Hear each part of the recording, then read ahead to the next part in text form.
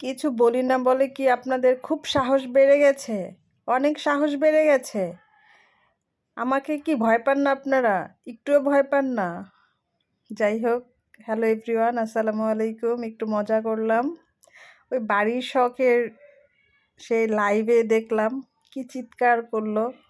খুব মজা লাগছিল ওনার সেই ঝগড়াটা। তো এই তো আমি কি রান্না করছি অবশ্যই আপনারা মনে হয় একটু একটু বুঝতে পারতেছেন। আমি আসলে আজকে চিকেন বিরিয়ানি রান্না করতেছি। অনেক দিন হলো চিকেন বিরিয়ানি খাওয়া হয় না। আসলে আমার আবার চিকেন বিরিয়ানিটা খুবই পছন্দ, খুবই পছন্দ। I love chicken biryani. তো আজকের ভিডিওটা একটু বেশ বড়। প্লিজ আপনারা কেউ এটা স্কিপ করবেন না। কষ্ট হলেও দেখবেন, দেখে লাইক কমেন্ট শেয়ার করবেন। তো আমি সব মশলা টশলা দিয়ে একটা বিরিয়ানির মশলা দিয়েছি সাথে, তারপর চিকেনটা দিয়ে ভালো করে কষিয়ে নিয়েছি। আসলে ফার্মের মুরগি দিয়ে বিরিয়ানি রান্না করলে অত বেশিক্ষণ আবার জাল করা যায় না, তাহলে বেশি নরম হয়ে যাবে। তাই একটু মোটামুটি কষালাম, কিছু আলুও দিয়ে দিলাম সাথে। ভাবলাম শীত চলে যাচ্ছে, নতুন আলু দিয়ে একটু রান্না করি বিরিয়ানি। এই তো আলু দেওয়ার পরে চালটা দিয়ে আমি ভালো করে নেড়ে চেড়ে নেব। আসলে চালটা দেওয়ার পরে 1 মিনিট বা 2 মিনিট একটু ভেজে নিলে ওইটা মানে ভাতটা বিরিয়ানিটা খুব ঝরঝরে হয়। আর আমি আল্লাহর রহমতে মাশাআল্লাহ আমার বিরিয়ানি বলেন, পোলাও বলেন যেটাই বলেন, আমি খুব ঝরঝরে করে রান্না করতে পারি।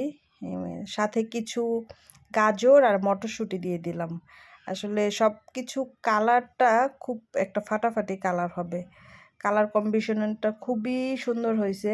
মনে করেন আলুটা সাদা দেখা যাচ্ছে, তারপর মটরশুঁটি সবুজ, গাজর অরেঞ্জ কালার, সব কিছু মিলে খুবই সুন্দর একটা জাস্ট ওয়াও কালার হয়েছে, তাই না?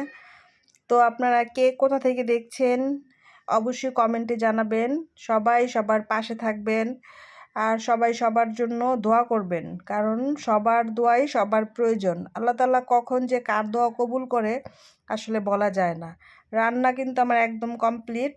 তো এখন বেড়ে নিচ্ছি। একদম কি করব জানেন? আজকে কারো অপেক্ষায় থাকবো না। খাবার টেবিলে দিয়ে দিব এখন। রান্না করা শেষ।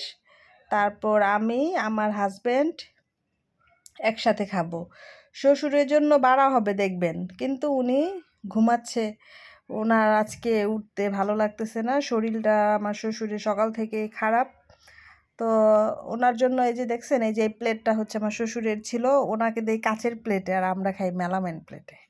বুঝতে পারলেন? এই হলো আসলে মুরব্বি বলে কথা। বাড়ির মুরব্বিদের খুব সম্মান করতে হয়। অসাধারণ হয়েছে, খেয়ে দেখলাম সেই স্বাদ। আহা, সেই স্বাদ, সেই স্বাদ। ওয়াও! অনেক মজা হয়েছে। তো সবাই ভালো থাকবেন, সুস্থ থাকবেন। আল্লাহ হাফেজ।